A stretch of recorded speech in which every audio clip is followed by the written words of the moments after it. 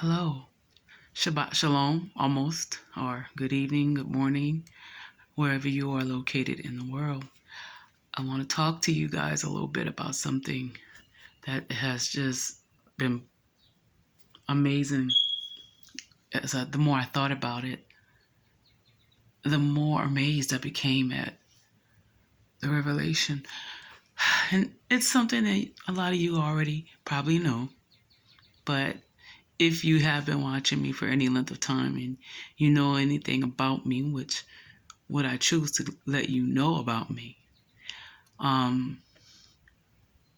There are some things that the Most High reveals to me long before a lot of other people get a hold of it.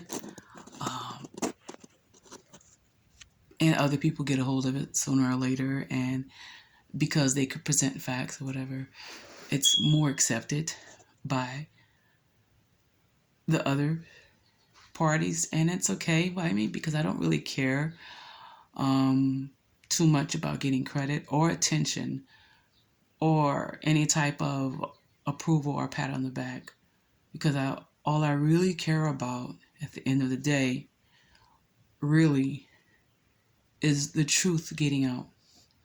I don't care how it gets out. I don't care who the Most High speaks the truth through. I love the truth so much that I can love the truth and not like the person that's telling the truth.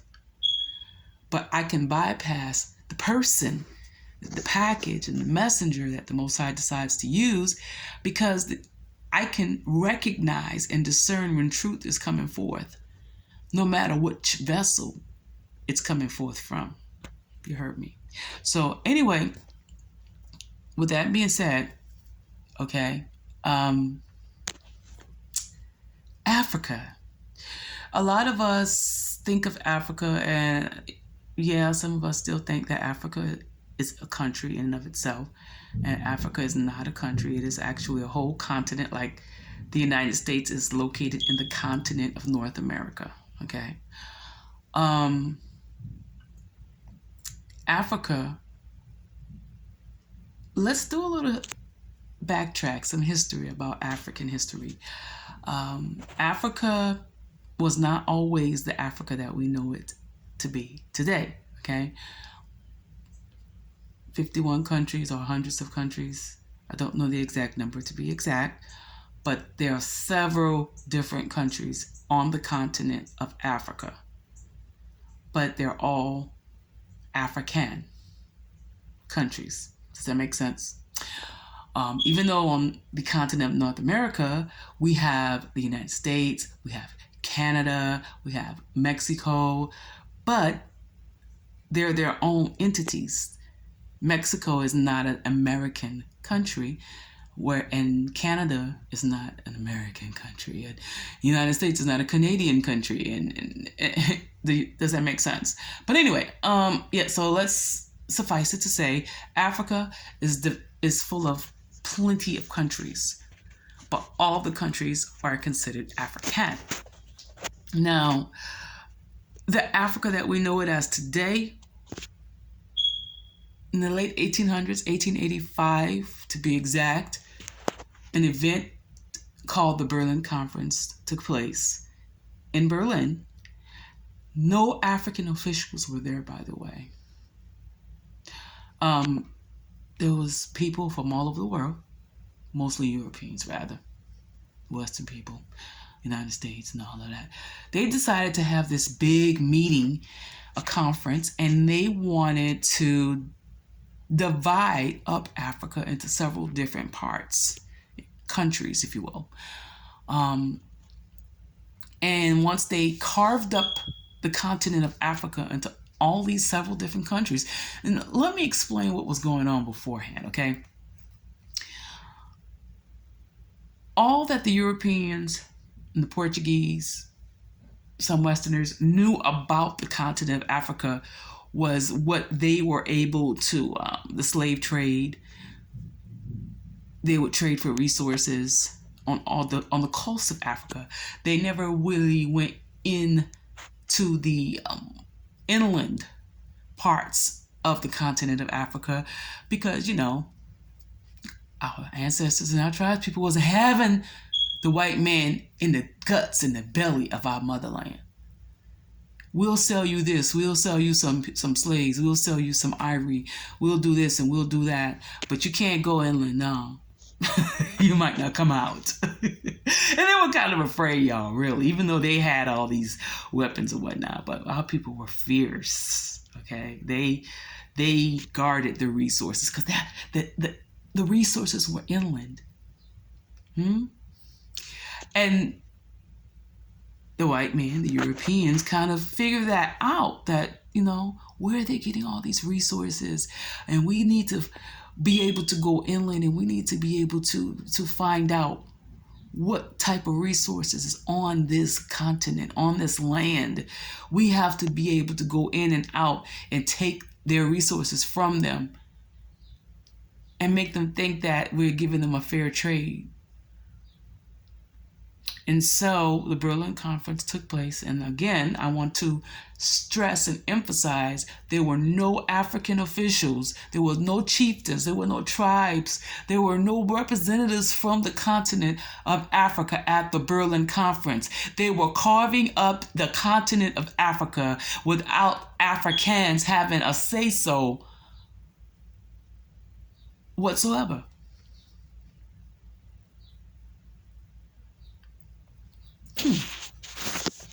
Isn't that something?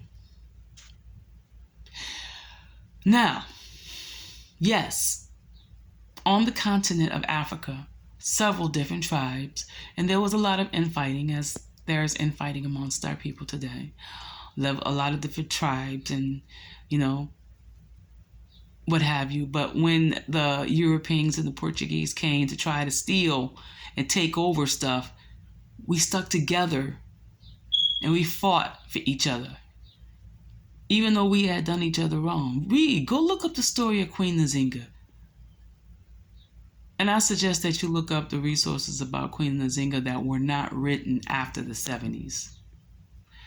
And it tells you the story of a queen who defended her people, even though her people had killed her son, so that he would not be the next heir to the throne. Now, seeing she had a son, that means she, back then they did not have artificial insemination. That means she got the son the old-fashioned way. She got pregnant the old-fashioned way. He was not a test tube baby. Okay? So that means Queen Nzinga was not a lesbian. Queen Nzinga was not bisexual. So y'all need to stop telling that lie, LGBT community. Really? Anyway, our people stood together when the times called for us to unite and fight the common enemy. And they began to realize that we are a fierce and proud and warring people, and we will fight for what's ours. And so they knew that they had to divide the people. They had to divide the resources. They had to divide the continent.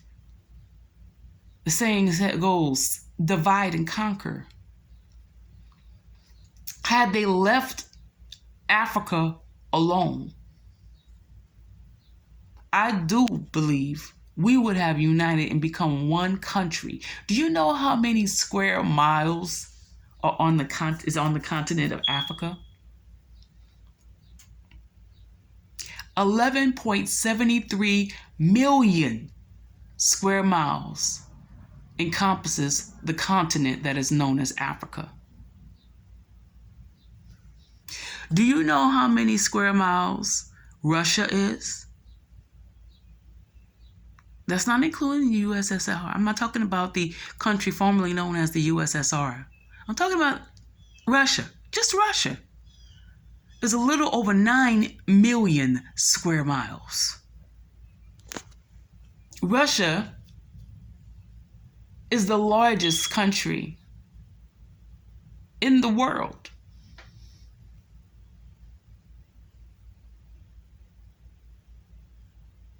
Africa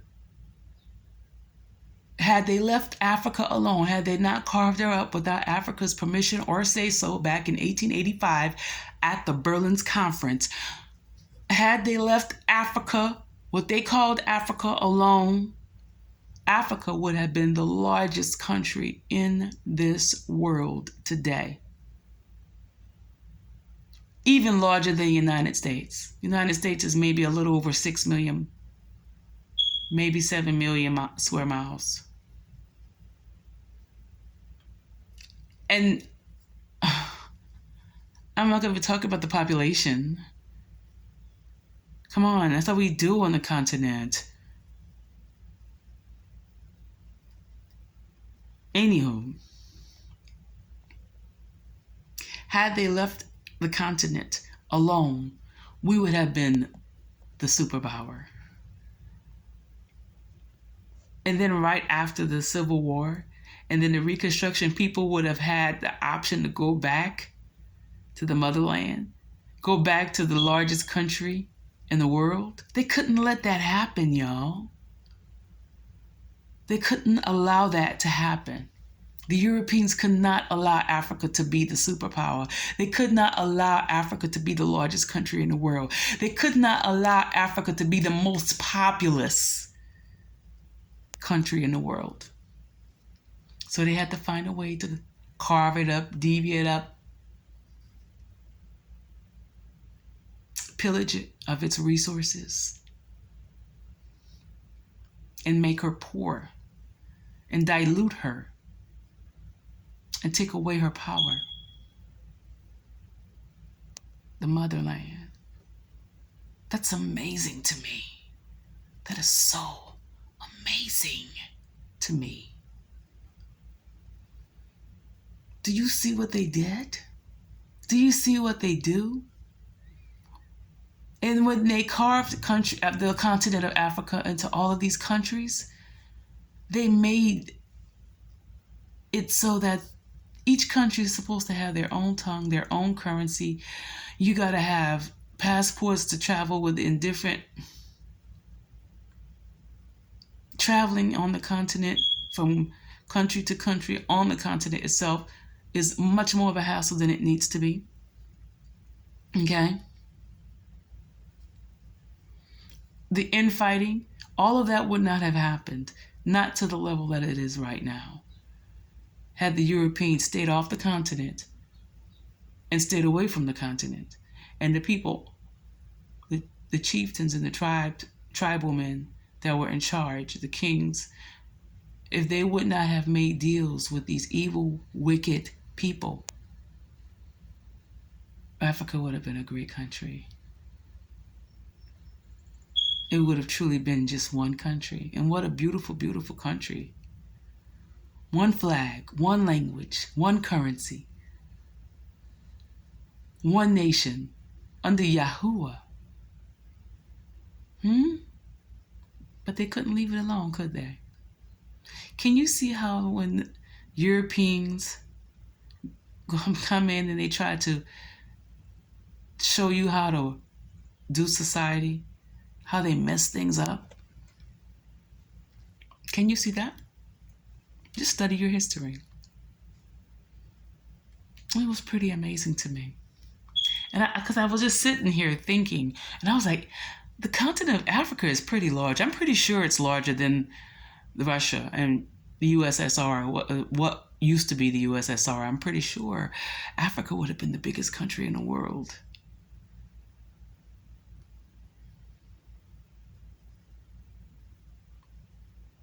Yeah, we got to unite, my people. We got to put aside all these petty differences. They like to get you caught up in a bunch of nonsense and foolishness. That doesn't mean anything. It doesn't matter. If it's not religion, it's foolishness. Let's unite.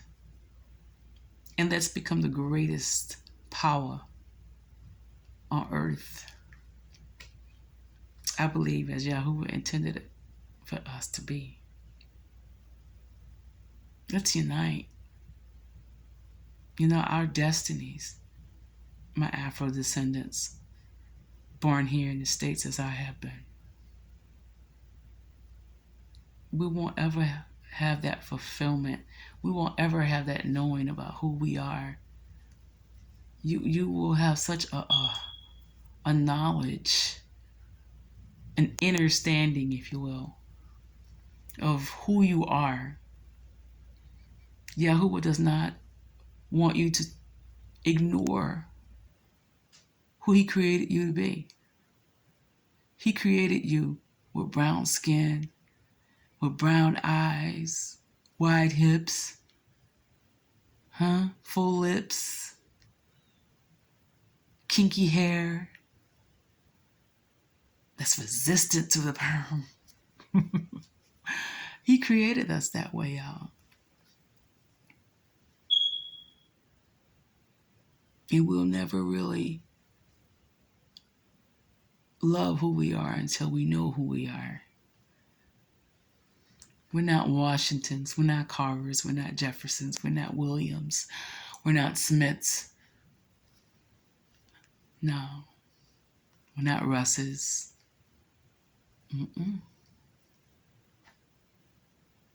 Find out who you are.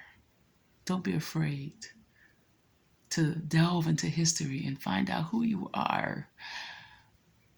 It's going to bring you such an awareness, such a peace.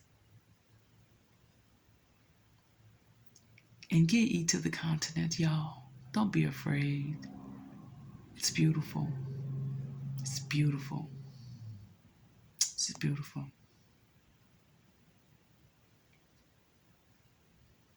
Shabbat shalom. Y'all have a blessed Sabbath.